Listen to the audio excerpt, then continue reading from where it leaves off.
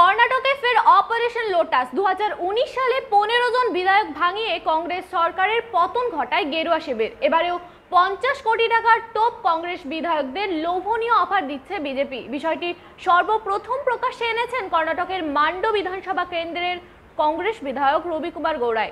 আসছে বিস্তারিত খবরে।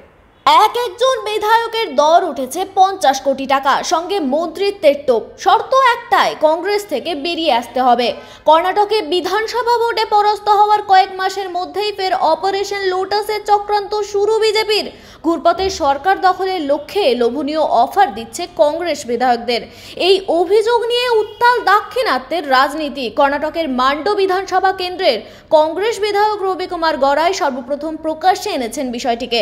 শনিবার তা নিয়ে ক্ষোভ উগরে দিয়েছেন রাজ্যের মুখ্যমন্ত্রী সিদ্দারামাইয়া। সরাসরি বলেছেন, বিজেপি আবার তাদের প্রিয় খেলায় নেমেছে। অপারেশন লোটাস গণতান্ত্রিক প্রক্রিয়ার পরাস্ত হয়েও জয়ী দলের বিধায়ক কিনে নিয়ে নির্বাচিত সরকার ফেলে দেওয়ায় অভ্যস্ত ওরা। আমাদের 4 জন বিধায়কের কাছে অফার গিয়েছে দল বদলের, যদিও তাতে কোনো লাভ হবে না বলে দাবি তার। উল্টে কর্ণাটকের উপমুখ্যমন্ত্রী ডিকে শিবকুমারের হুমকি, গেরুয়া শিবিরের ঘরেই চালানো হবে অপারেশন হস্ত।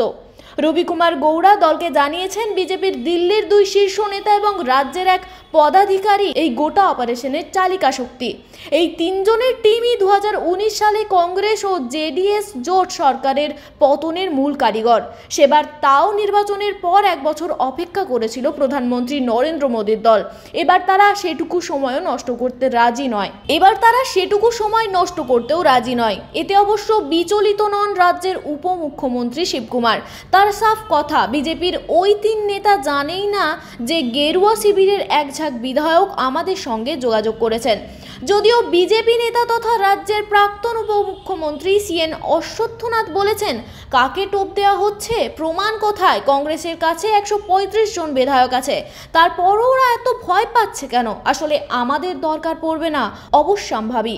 তাই ভয় পেয়ে কংগ্রেস নেতার এসব বলছেন। যদিও যাবতীয় অভিযোগের প্রমাণ তাদের হাতে রয়েছে বলেই দাবি মান্ডোর বিধায়ক রবি কুমারের। তিনি জানান, কয়েকদিনের মধ্যেই তা সর্বসমক্ষে আনা হবে। মনে করা হচ্ছে, দল বদলের প্রস্তাব নিয়ে আসা ফোনের কল রেকর্ড রয়েছে কংগ্রেস বিধায়কের কাছে।